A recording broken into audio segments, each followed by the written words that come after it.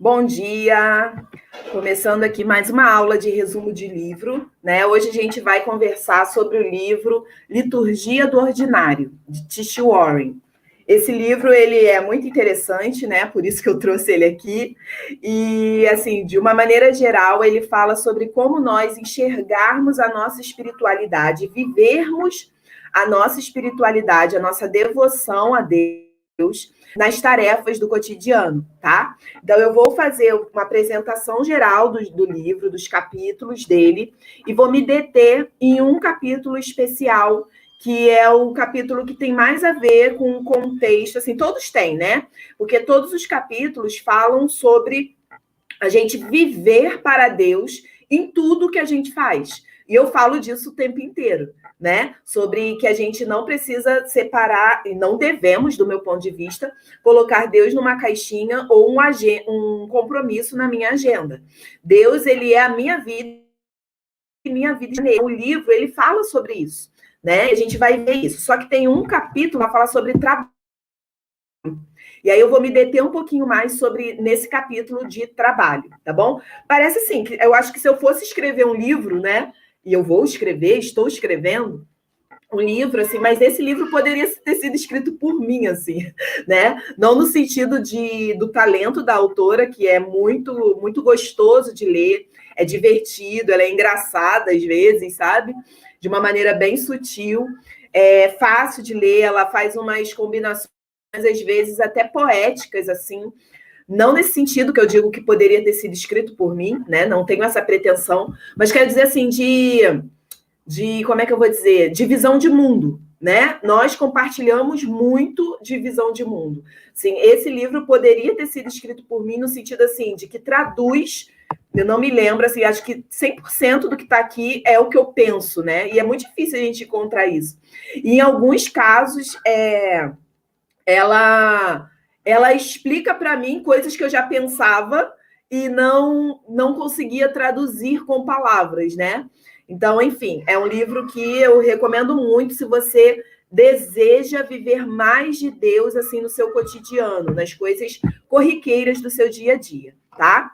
Eu vou ficar aqui na minha colinha, me diz se tá ok. Eu comecei uma transmissão anterior, mas precisei fechá-la porque deu erro aqui, né? Então, me diz se tá ok o áudio, tá? E eu vou aqui ficar com a minha colinha. O título do livro é Liturgia do Ordinário, tá? Liturgia do Ordinário, é esse livro.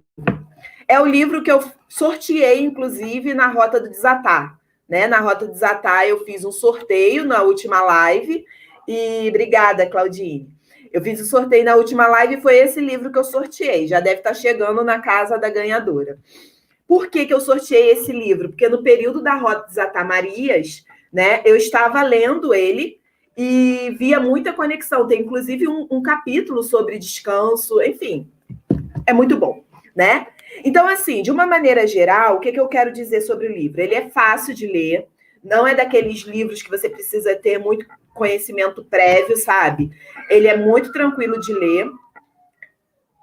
Ah, tá. O livro que eu estou escrevendo, não sei o título ainda. Eu estou pensando em colocar Rota do Desatar, que é baseado no que eu compartilho da Rota, mas não tem ainda o nome, não. Mas ele já está com o esboço pronto, né? Eu tenho uma mentorada que ela trabalha com isso, com editoração e essas coisas de livro, escreve livros. Então já está com o esboço pronto. Agora eu tenho que revisar, né? E tenho que acrescentar algumas coisas que eu quero para mandar para diagramação, revisão e sair, né? Vamos ver.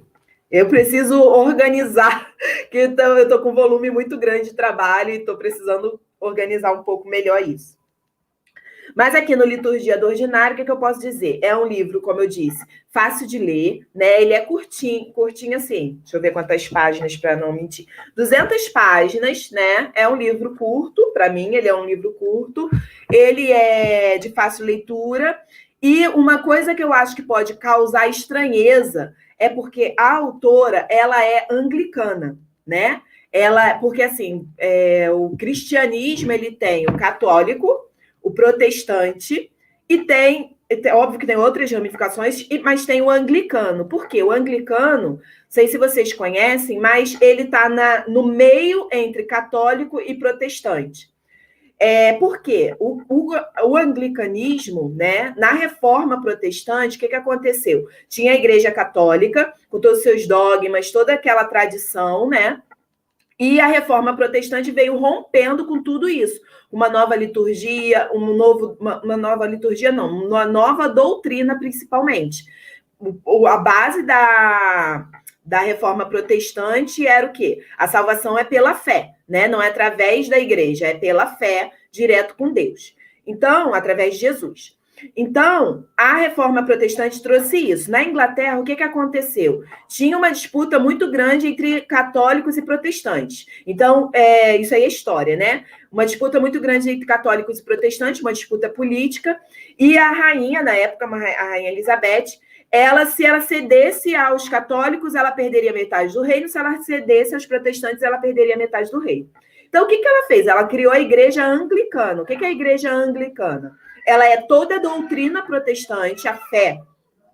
Ela é protestante, né? Toda a doutrina, a salvação é pela fé, não existe papa. Toda a doutrina ela é protestante.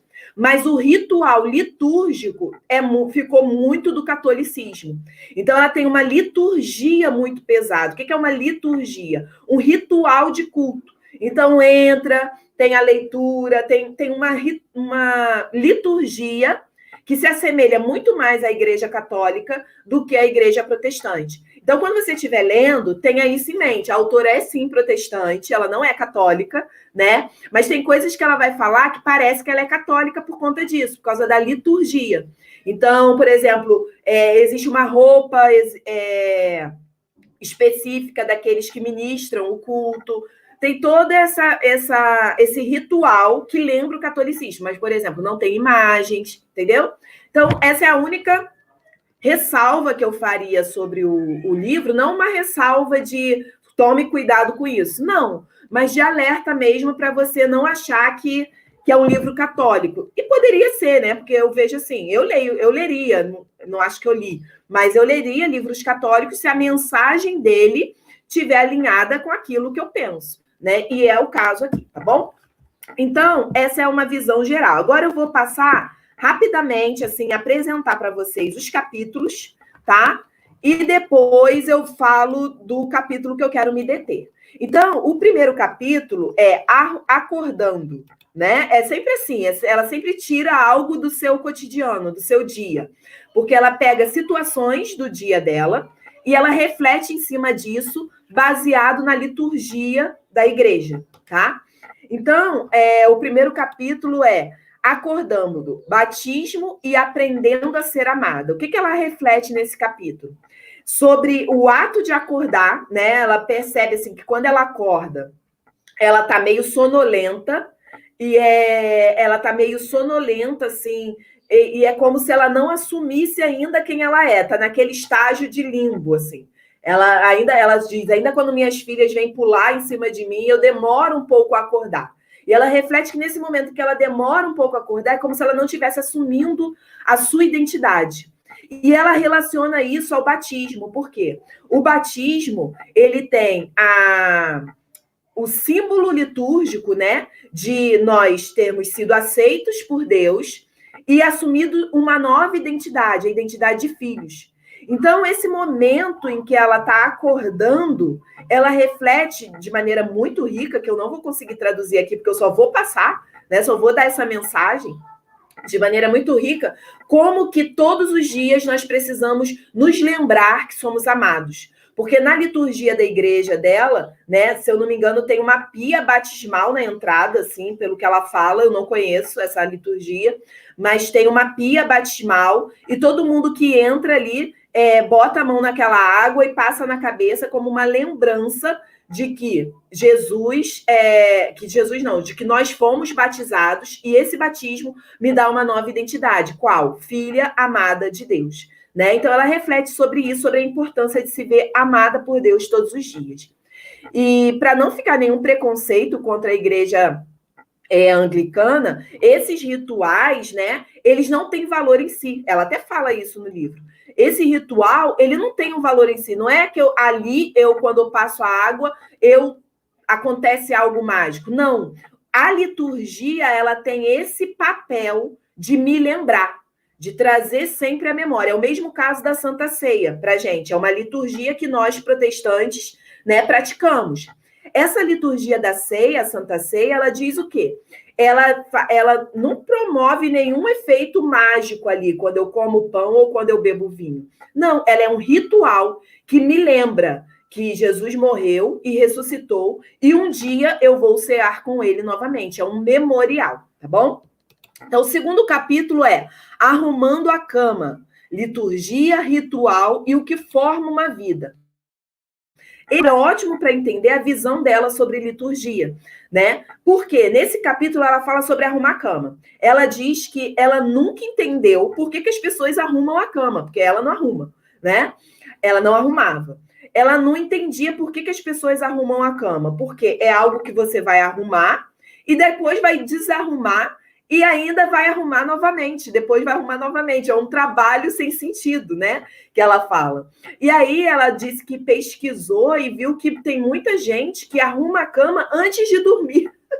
Isso eu acho estranho, né? Antes de dormir, a pessoa vai lá arrumar. Então, ela arruma para deitar. E aí ela disse que não entendia isso. E aí foi pesquisar e viu que esse hábito de arrumar a cama, ele não tem um propósito de deixar, assim, o maior propósito dele não é deixar a cama arrumada, até porque ela vai ser desarrumada depois, mas é a formação desse hábito. E ela associa isso à liturgia, né? Que era isso que eu estava falando. E nesse capítulo ela explica bem que a liturgia ela não tem um poder mágico. Então, arrumar a cama não tem um poder mágico ali no arrumar a cama. Mas esse hábito é a própria formação desse hábito, o resultado de arrumar a cama, que gera disciplina, que gera consistência, que gera até a visão da cama arrumada, que promove uma sensação de disposição para o dia. É o próprio ritual que tem valor. E no cotidiano, ela associa isso aqui, de que tem coisas na liturgia cristã, de uma maneira geral, que ela não tem uma função, e eu estou usando a palavra mágica para dizer assim, eu fiz aquilo e algo aconteceu, sabe? Pum. Não, o papel dela é justamente a repetição. Ela fala que o fato da gente ir ao culto todo domingo e às vezes o culto ser monótono, né?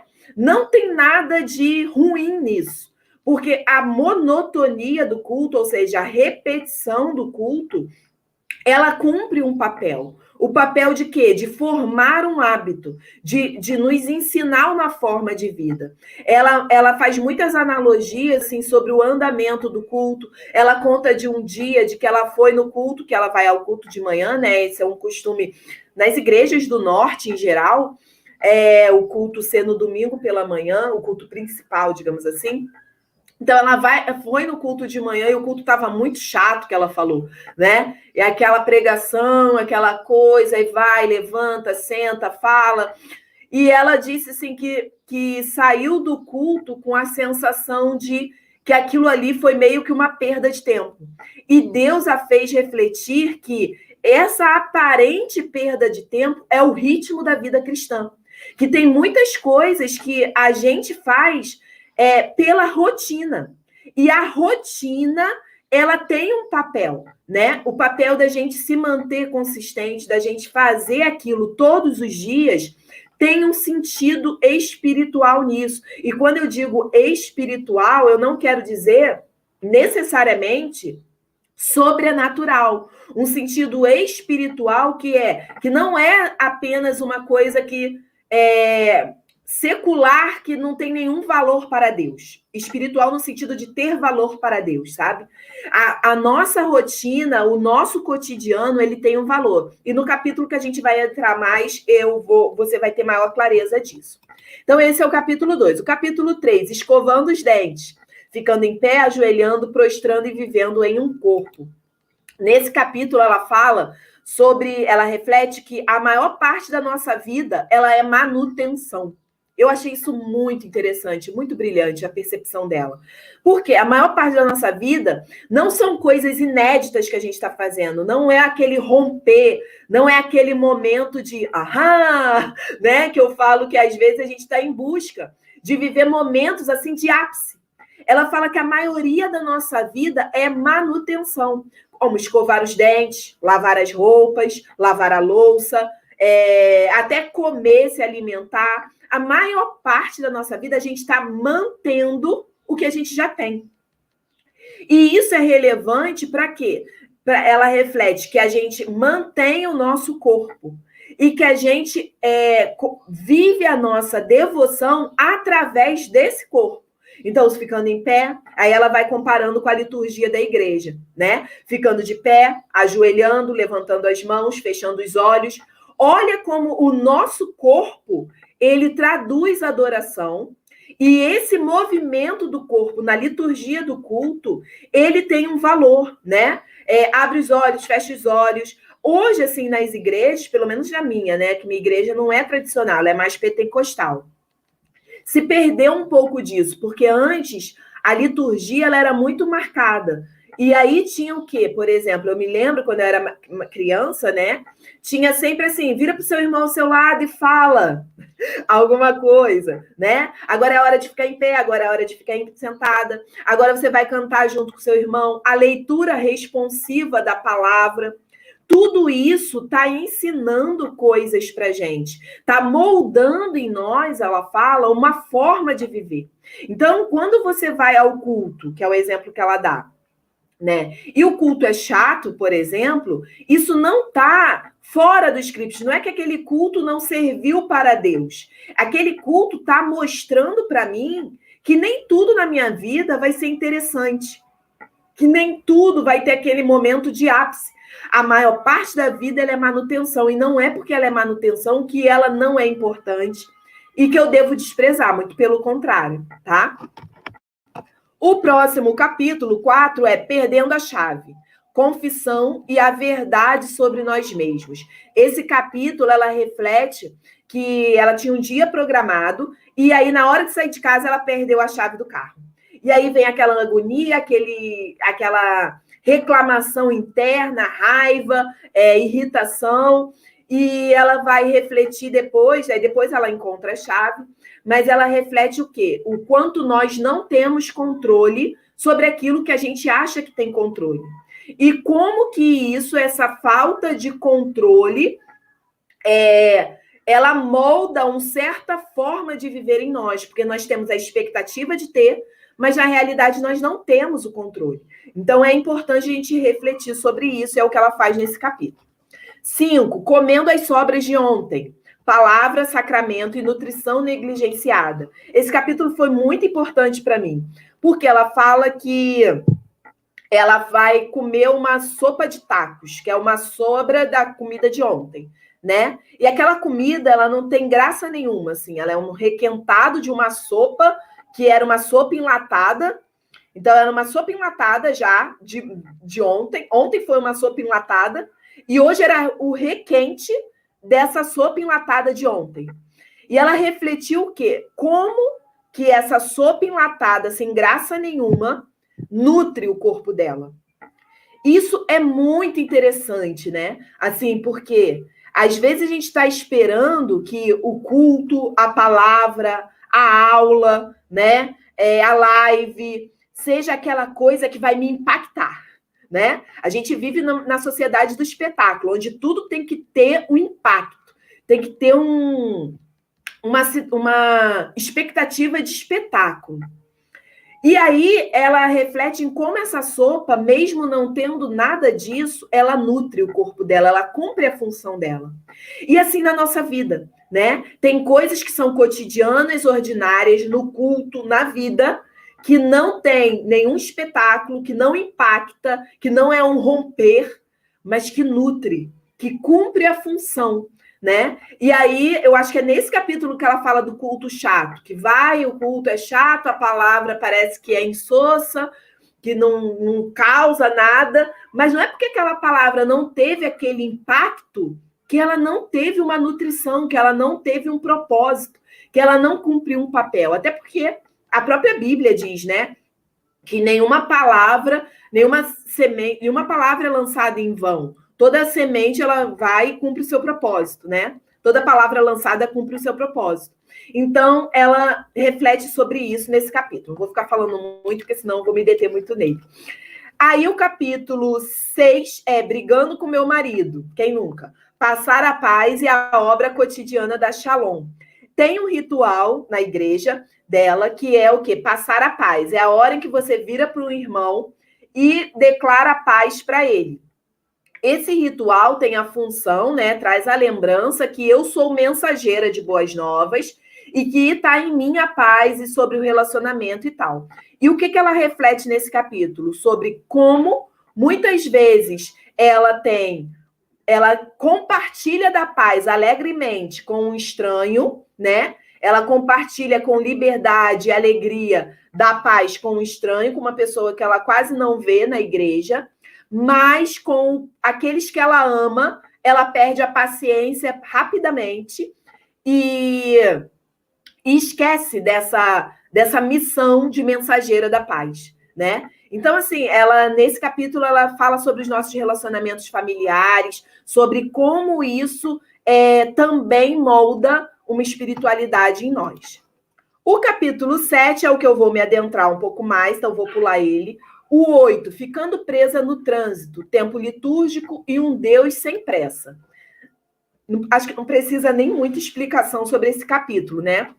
Ela fica presa no trânsito e não tem o que fazer, porque ela está ali presa.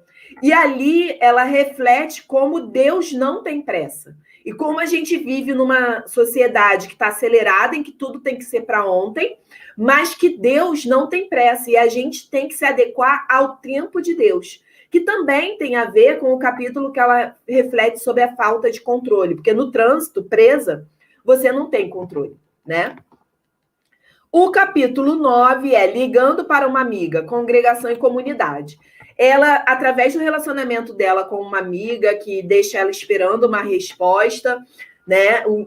Que é o sistema delas, né, de relacionamento, ela reflete sobre a importância da congregação e da comunhão com os irmãos. Esse capítulo foi muito importante para eu própria refletir sobre o meu relacionamento na igreja. Porque ela estava falando que às vezes a gente vai para a igreja, né? Às vezes a gente vai para a igreja como alguém que vai lá receber algo, né? De uma forma passiva, como se eu fosse lá para ouvir a pregação e ir embora. Mas ela reflete que o ir à igreja é muito também se relacionar com os irmãos dali.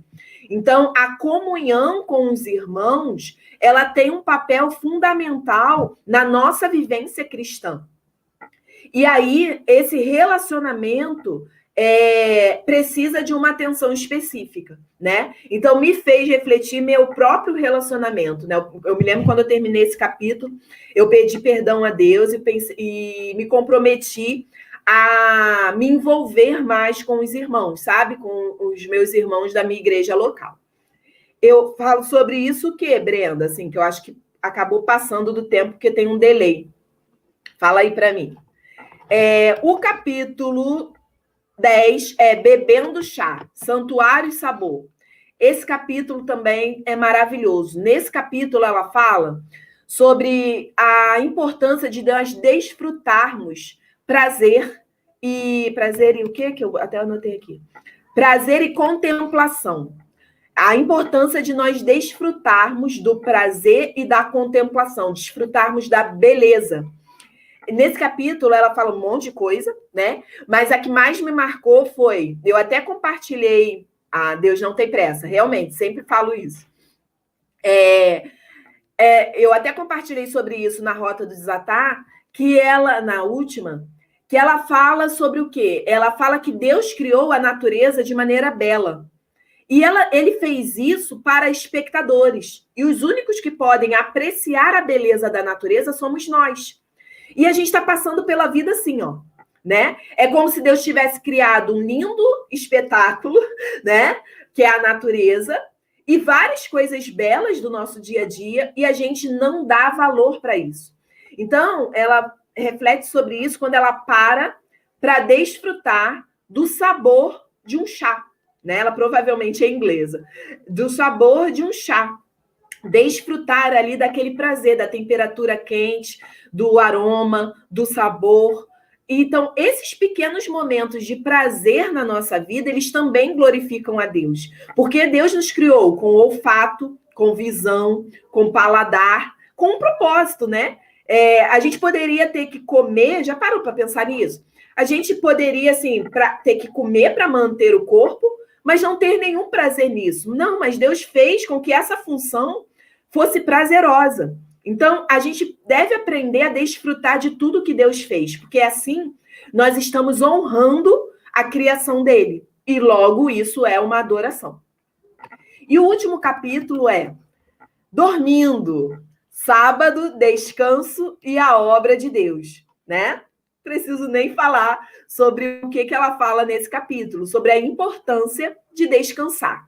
E ela diz que descansar é um aprendizado. Eu acho isso interessante, né? Porque a gente aprende muito a trabalhar, né? A gente está acelerado e parece que isso vai de maneira automática na nossa cultura, então a gente vai automaticamente trabalhando, mas ela diz que para descansar a gente precisa aprender. É uma disciplina a gente parar e descansar. Ok? Curtiram o livro? Vou aqui me deter no capítulo agora, que tem mais a ver com tudo que a gente fala aqui. O capítulo ela chama o quê? Conferindo e-mail, né? Bênção e envio. Conferindo e-mail. Ela, diante de uma caixa lotada de e-mails, ela para e pensa assim, nossa, que coisa chata fazer isso, né? O que isso tem a ver com Deus? Ela pensa assim, eu poderia estar glorificando a Deus, mas tem que ficar aqui respondendo e-mail.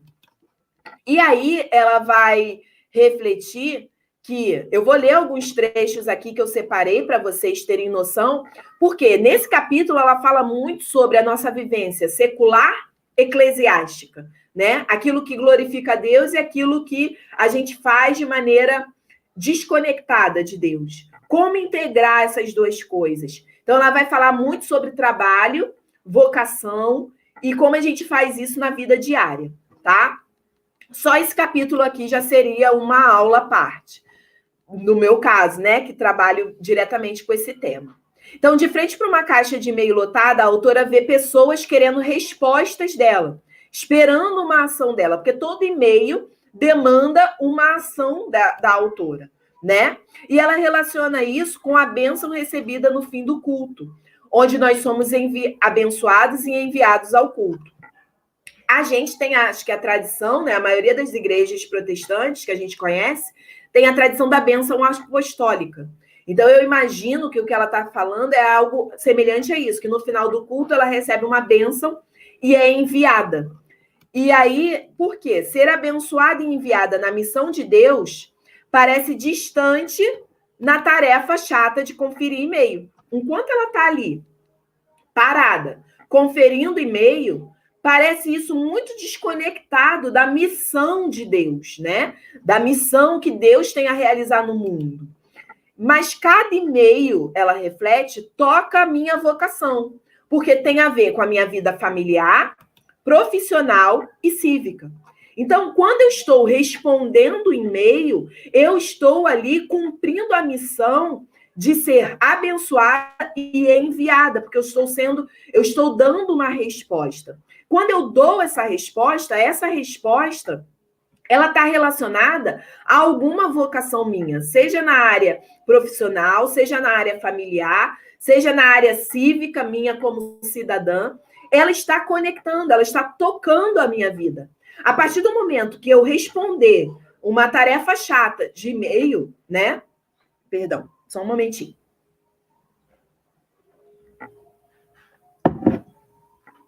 A partir do momento, exato momento, em que eu estou ali parada, conferindo e-mail, e aí eu respondo, ou descarto, ou tenho uma ação, naquele momento eu estou vivendo uma vocação. Porque naquele momento, tudo aquilo ali está em conexão com a minha vida e vai ficar mais claro adiante. Então, ela fala que não há competição entre o que a gente faz no culto congregacional, né, na liturgia do culto, porque ela diz que liturgia significa serviço do povo. Então, a liturgia do culto não está em competição com as vocações no mundo, que é o que eu falo o tempo inteiro, né? Para os crentes, os dois são parte intrínseca um do outro. Então, a liturgia que eu faço no culto, liturgia é serviço do povo, aquilo que eu estou ali fazendo no culto tem total conexão com o que eu faço fora. Até porque, na própria liturgia do culto, eu sou abençoada e enviada. Essa identidade, eu preciso assumir essa identidade de abençoada e enviada como a minha identidade para cumprir as funções cotidianas da minha vida.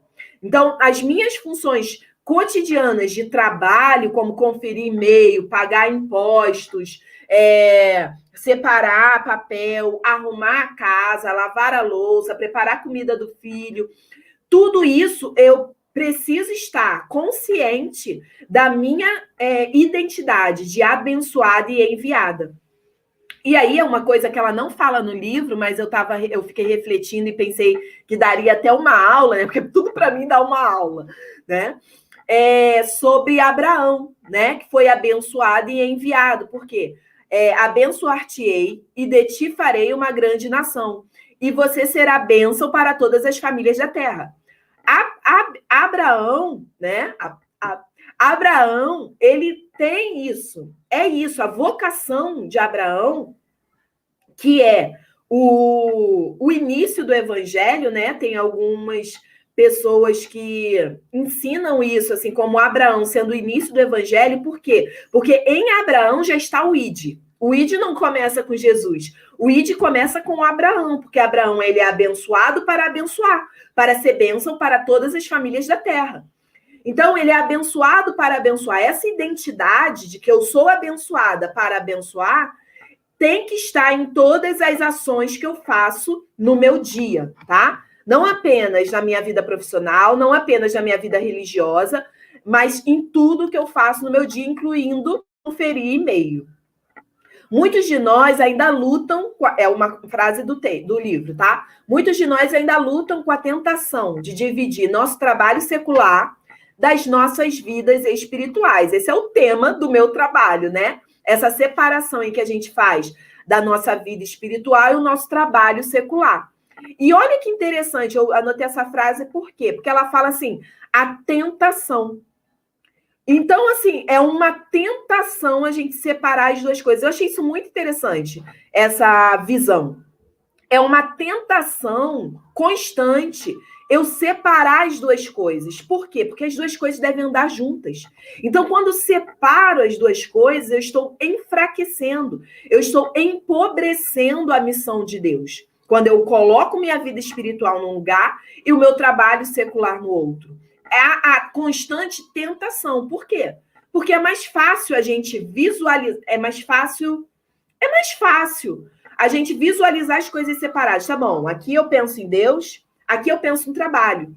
É mais fácil. Mas o que a autora fala, e eu também, né, é sobre como essas duas coisas devem andar juntas, né? Porque na vocação cristã, essas duas coisas não são separadas.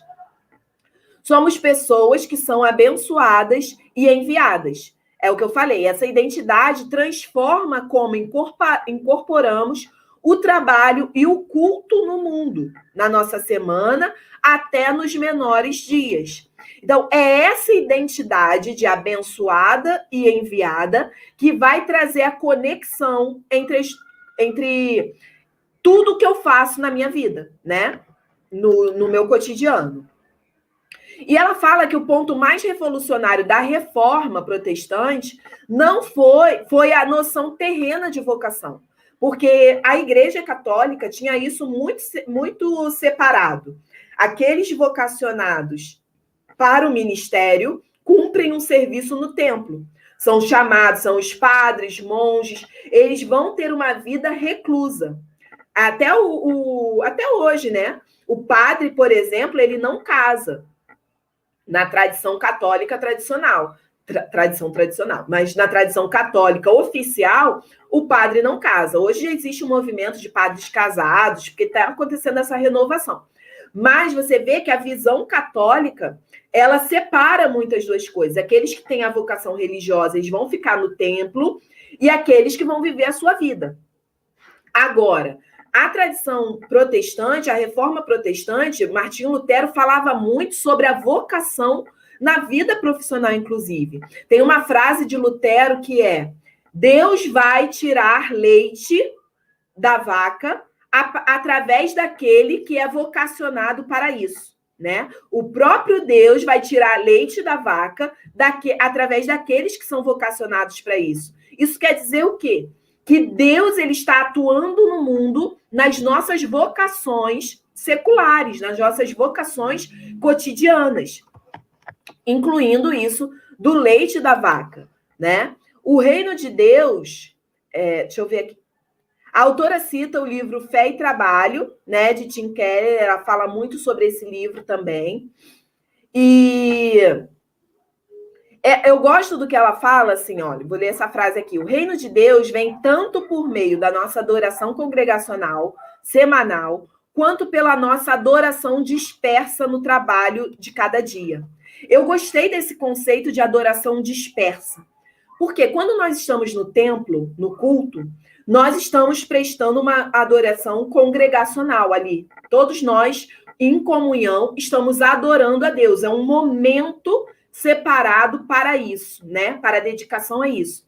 Mas existe uma adoração dispersa. E essa adoração ela é prestada quando nós estamos em atuação no mundo, cumprindo o abençoado e enviado, né? Então, quando nós estamos ali cumprindo isso no mundo, nós estamos prestando uma adoração dispersa. Eu gostei bastante desse conceito. Ela explica também a ideia de missio Dei, que é a missão de Deus. O que é a missão de Deus? Eu já falo isso também. A missão de Deus, vou ler como ela fala, é a ideia de que cada parte da criação será redimida e corretamente ordenada em torno do culto à Trindade. Então, cada parte da criação, eu já falei várias vezes que Deus não vem para redimir a humanidade, Deus vem para Deus, né? Envia Jesus para redimir a criação, não apenas a humanidade. Então, a missão de Deus é trazer toda a criação debaixo do senhorio de Cristo. E como que isso acontece? Essa visão de reino, né, com a identidade de abençoada e enviada, precisa adentrar as pequenas rotinas do nosso trabalho e vocações diárias. Então, ela precisa estar dentro de tudo que a gente faz. É fácil a gente presumir que as partes da nossa vocação que importam para Deus são as que a gente mais gosta, e como que o resto fosse tudo mal necessário, né? O resto é tudo um mal necessário. Aquilo que eu gosto de fazer é o que realmente importa para Deus. Mas ela diz que não, né? Essa identidade de abençoada e enviada, ela precisa estar encarnada mesmo naqueles momentos mais chatos, como conferir e-mail para ela, né? Então, em cada momento do nosso dia, essa identidade de abençoada e enviada precisa estar encarnada. Porque ela diz uma coisa que também, para mim, é muito interessante, que a gente foi abençoado e enviado para as maneiras reais em que nós usamos as nossas horas. Olha que interessante isso. Nós não somos abençoados e enviados para determinados momentos. Nós somos abençoados e enviados para viver as nossas horas dessa forma, como abençoado e enviado. Então, se é para eu viver as nossas horas, as horas do meu dia, são todas as horas do meu dia. Isso não significa que eu vou passar todas as horas do meu dia dando glória a Deus, orando, ajoelhado. Ela cita um autor que também eu achei tudo eu achei muito interessante, né? Mas por isso que eu trago o livro, né? Senão eu não traria o livro aqui. Ela cita um teólogo, eu até anotei o nome dele, deixa eu ver aqui se eu passar por ele depois, eu dou a honra do nome dele, né? Mas ela cita um teólogo que ele é professor de teologia, que ele fala assim, que há uma tendência a gente trabalhar demais, né? Há uma tendência a gente valorizar o trabalho. E a gente quer também equilibrar isso com uma vida de devoção.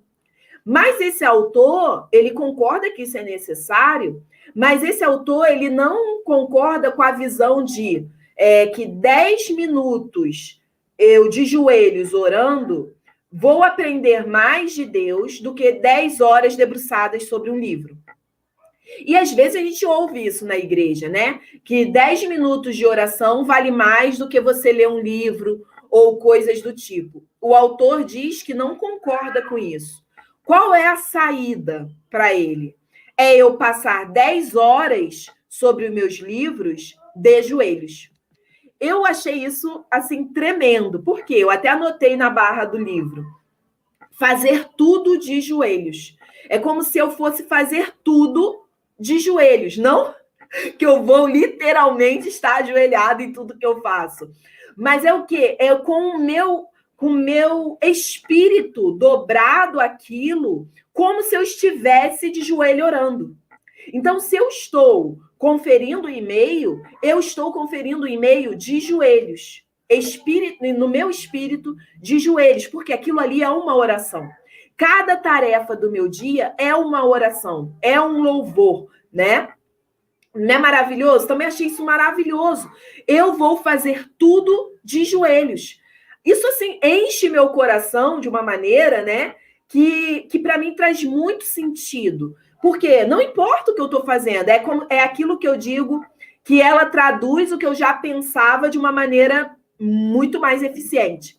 Porque eu já falava que tudo que a gente tem que fazer, e eu já pensava isso, que tudo que a gente faz para a glória de Deus. Mas essa ideia de fazer tudo de joelhos traduz isso, sabe? Não importa se eu estou no celular, vendo o Instagram, ou se eu estou preparando um sermão. É de joelhos, é com meu coração rendido, é com minha alma dobrada, é com a missão de abençoada e enviada que eu estou fazendo isso. Então, nós fomos abençoados, enviados para as maneiras reais em que usamos as nossas horas. As maneiras reais. Não é a maneira que eu separo para. É a maneira real. E isso fala também para mim sobre uma mordomia do tempo. Porque se eu sou enviada para as maneiras reais que eu uso a minha hora, essa forma que eu estou usando a minha hora aqui, ela está sendo um louvor a Deus. Eu posso fazer isso que eu estou fazendo com o coração rendido? Entendeu? Então, por exemplo, eu gosto muito de assistir séries, né? Gosto muito de séries e tal. Mas tem momentos em que eu posso estar fazendo aquilo de joelhos e tem momento que aquilo ali não está de joelhos, porque eu estou fazendo aquilo ali, por exemplo, no momento errado ou com a quantidade demasiada. Então, eu sei que uma forma de eu procrastinar é assistir série. Se eu estou assistindo série demais, pode crer que eu estou procrastinando alguma coisa. Ou eu estou, na maioria das vezes, eu estou procrastinando encarar algo que é desafiador emocionalmente para mim. Então, eu fujo assistindo série. Nesse momento, eu não estou fazendo aquilo de joelhos, porque não é ali que eu deveria estar. Agora, se é um momento de lazer, aquilo ali se torna de joelhos. Então, percebe que não é nem o que eu faço, mas é algo que é maior, né? É algo que tem mais, tem uma profundidade maior. Então, não dá para a gente viver a nossa vida cristã com uma lista do que pode e do que não pode fazer. Porque não é isso. É mais a pergunta assim, você pode fazer isso agora de joelhos? Se você pode, ótimo. Agora, se você não pode, se isso não pode ser uma adoração ao Senhor, não faça. Às vezes não faça aquilo para sempre, ou não faça aquilo nesse momento, né? Às vezes é o momento errado. Ela fala, ela refletindo, eu quero fazer o grande trabalho do reino. É um trecho do livro. Mas tenho de aprender a vivê-lo nas pequenas tarefas diante de mim, na missio Dei da labuta diária. Parte da minha santificação e parte da redenção do mundo consistem em eu aprender a fazer o meu trabalho bem, ou pelo menos melhor do que eu faço atualmente. Dessa forma, conferir e-mails se torna uma tarefa santa. Por que ela está falando isso? Que não é só naqueles momentos que eu estou cumprindo a missão de Deus. E é o que eu falo de outra forma, que não é só quando tem cara de serviço ao reino que eu estou servindo ao reino. Quando eu estou conferindo o meu e-mail, eu estou moldando uma vida disciplinada, uma vida que faz o que precisa ser feito. Isso, por si só, já é uma missão do reino. Por quê? Porque o reino é trazer todas as coisas debaixo do princípio de Deus. E se eu estou fazendo o meu trabalho melhor, quando eu me aperfeiçoo, quando eu sou mais disciplinada, eu estou adequando as coisas ao princípio do reino. Então, é nas coisas pequenininhas. A gente quer fazer só nas coisas grandes, né? E assim, eu vejo até pela forma que a gente foi educado religiosamente. Na nossa eclesiologia, digamos assim, a liturgia, de como a gente foi ensinado a servir a Deus.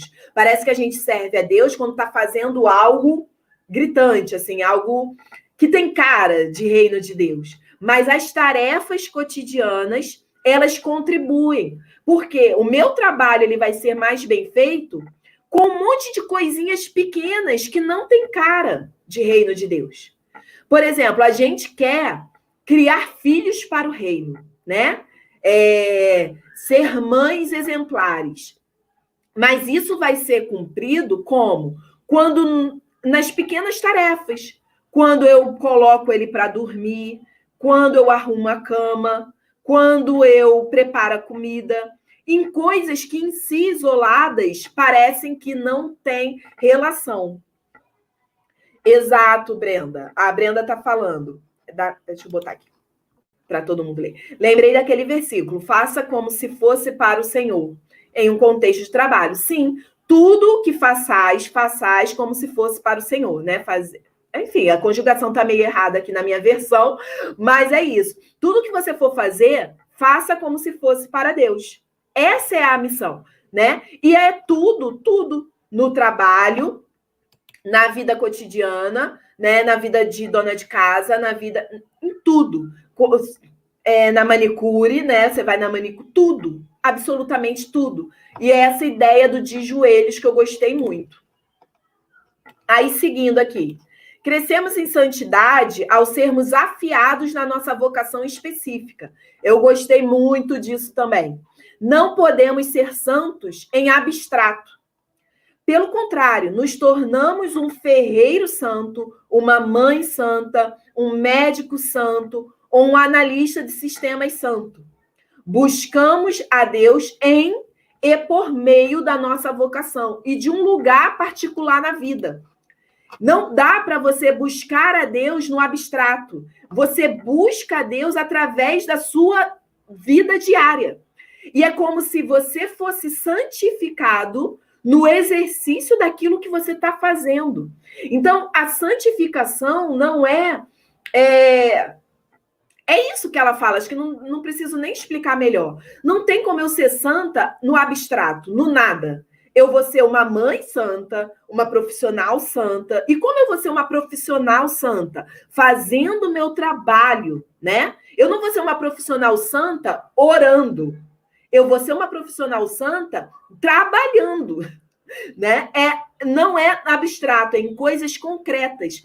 Eu busco a Deus e revelo a Deus em partes específicas, de um lugar específico. É ancorado na realidade, tá? No extremo, aí uma coisa que ela fala também que é muito interessante, a nossa vida frenética de trabalho está desconectada dos ritmos das estações do dia e da noite. Isso traz a tentação, né, uma tentação maior de tornar o trabalho e a produtividade um ídolo, a qual o sacrificaremos, o descanso, a saúde e os relacionamentos. Então, ela fala sobre a nossa tendência a trabalhar demais, e esse trabalho, ele vira um ídolo. E a esse ídolo, a gente sacrifica relacionamentos, descanso, vida devocional e tudo mais. No extremo oposto disso, tem a tentação de viver uma vida contemplativa, como se a santidade ela fosse ser encontrada na oração, na contemplação apenas, né? Mas não. Ela fala assim: eu preferia que Deus me encontrasse no lugar silencioso do que por meio de um ministério da competência ao conferir o meu e-mail. Eu gostei também desse conceito de ministério da competência. O que é isso? Que eu sirvo a Deus quando eu sou competente naquilo que eu fui chamada a fazer. E ela diz: eu preferia que Deus fosse me encontrar num lugar silencioso, de preferência ao ar livre, na beira de um riacho ou de um oceano, do que Deus querer me encontrar aqui, no meio da labuta. Deus me encontra no meio das minhas atividades cotidianas. Deus está aqui, nesse momento. E nesse momento, assim, da minha vida e da sua vida, né? Nós estamos prestando adoração a Ele, estamos sendo santificados no exercício daquilo que estamos fazendo nesse momento. Talvez algumas de vocês estejam cozinhando, lavando louça, né? Olhando filho, enfim, ou prestando atenção na aula. A gente está sendo santificado, adorando a Deus, cumprindo a missão no exercício desse trabalho, que ela chama de Ministério da Competência, né? E aí ela fala que precisa de uma terceira via de trabalho, porque ela não quer cair nessa produtividade excessiva do Deus trabalho, de transformar a produtividade e as metas do trabalho em um Deus, mas também não quer ir para o escapismo de uma vida contemplativa desconectada do trabalho. Ela precisa de uma terceira via. E aí, essa terceira via é o quê? É o mais Maria nessa Marta, né? É o que eu falo de mais Maria nessa Marta. Ah, viu? Elzimar tá fazendo almoço, é isso aí. Né? Eu também assisto lives e aulas assim, quando eu tô na cozinha. Nesse momento eu tô sentadinha aqui, né? É o meu momento de estar sentada. E essa terceira via, que não é nem a atividade frenética de trabalho, nem o escapismo de uma contemplação distante do trabalho, é o que eu chamo de mais Maria nessa Marta, que é o quê? Combinar a atividade de Marta com a refletividade de Maria. Uma espiritualidade assim, ela fala, precisa ser conscientemente modelada e ensinada. A gente precisa conscientemente buscar isso. Enquanto eu estou na atividade, eu ter, ao mesmo tempo, a contemplação, que é o quê? Volta naquele conceito, fazer de joelhos, que eu acho que é nesse momento que ela fala, a autora cita um professor de teologia, ela cita assim, né? B. Warfield, que vou escrever aqui nos comentários, o nome do professor de teologia, que fala aquilo que eu já expliquei, né? Que é o quê? Que o correto entendimento da sua vocação o levaria a 10 horas debruçado sobre seus livros de joelhos. Então, eu já expliquei isso antes, né? E essa via é o quê? É o que eu falo sobre mais Maria nessa Marta. É a gente estar na atividade, mas com um coração de Maria, que é fazer de joelho. E isso vem também o quê? E ela reflete um pouco sobre isso, que a nossa vida atual está muito desconectada de um propósito, que por a gente separar as duas coisas, trabalho secular da minha vida espiritual, faz com que esse trabalho ele perca propósito, né? E quando ele perde propósito, fica difícil eu fazer isso de joelho, porque aquilo ali não tem um sentido maior. Então, quando eu tenho a clareza de um propósito, eu estou fazendo isso aqui para algo que é além disso, que é maior do que isso. E pegando o exemplo dela do e-mail, quando eu estou conferindo e-mail e aquilo ali é uma tarefa em si mesma, né? Eu só consigo ver a tarefa e ela se acabando em si mesma, perde propósito. Agora, quando eu vejo que aquela tarefa de conferir e-mail, ela faz parte de um todo maior, ela se insere nesse todo maior. E eu posso fazer ela, pequenininha ali, que aparentemente isolada, não teria sentido, ela ganha propósito. E quando ela ganha propósito, eu consigo fazê-la de joelhos. Então, vou dar um exemplo de algo que, para mim, é bem chato, assim, do meu trabalho. Eu não sei, porque eu gosto, em geral, de tudo, né?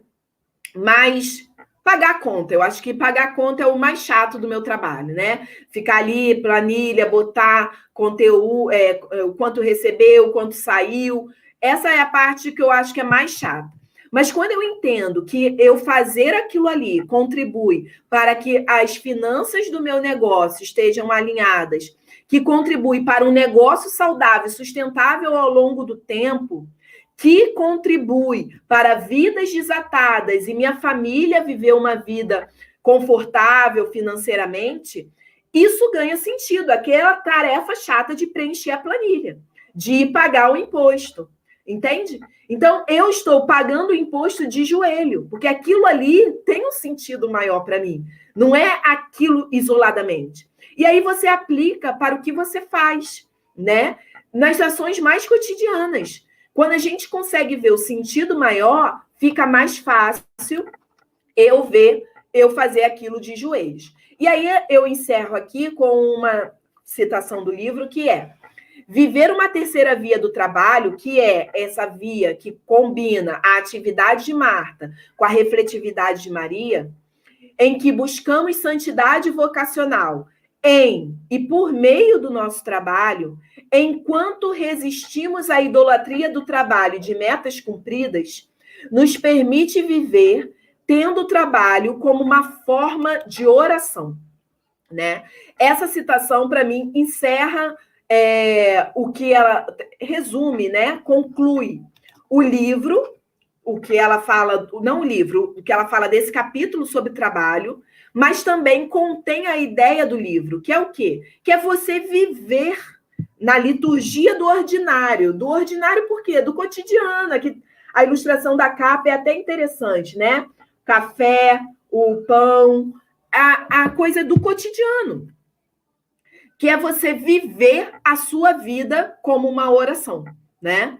Enfim, então, aqui eu encerro o resumo desse livro, que eu espero que tenha clareado, né? Tenha gerado um entendimento maior do que ele fala, do que ele trata, e também para você tenha ou gerado desejo ou saciado o desejo pelo livro, né? Que minha intenção de trazer os resumos aqui é o quê? É você ter um panorama geral do livro e, se você se interessar, não vale a pena ler esse livro, ir lá e comprar e ler o livro por inteiro. Então, me diz aí o que fica dessa aula para você, o que você leva dessa aula, a irmã que está fazendo almoço, se puder parar um pouquinho aí, me contar o que você leva dessa aula hoje.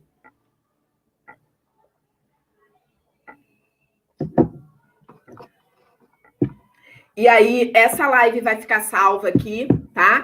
E as meninas da mentoria, eu vou colocar o mapa mental lá para vocês, completo, tá bom? E eu vou vou colocar a aula, a gravação da aula, e o mapa mental do livro, para vocês verem as citações dos outros capítulos também desse capítulo, tá bom?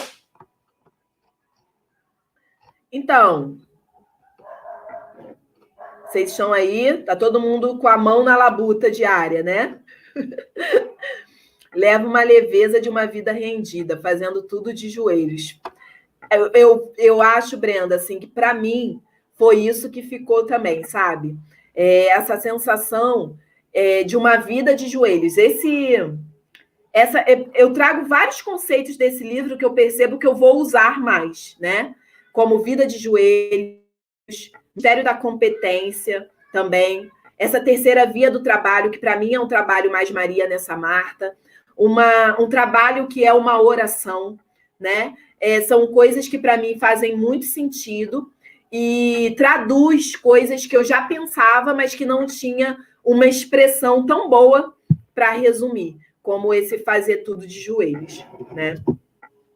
Enfim, então é isso, queridas. Obrigada pela companhia de vocês que estiveram aqui comigo. Se quiser, pode compartilhar a live, tá? E quinta-feira eu vou fazer live no Instagram, às 15 para as 18, né? 17h45.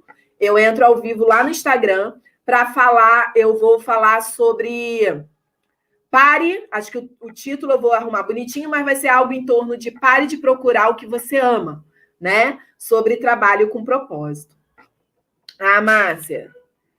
Márcia está falando aqui a importância de não enxergar a vida com departamentos, mas integral. Verdade. Né? Sem separar em caixinhas. Exatamente. Perfeito. Então, meninas, bom dia, boa tarde já, né? Bom almoço para vocês.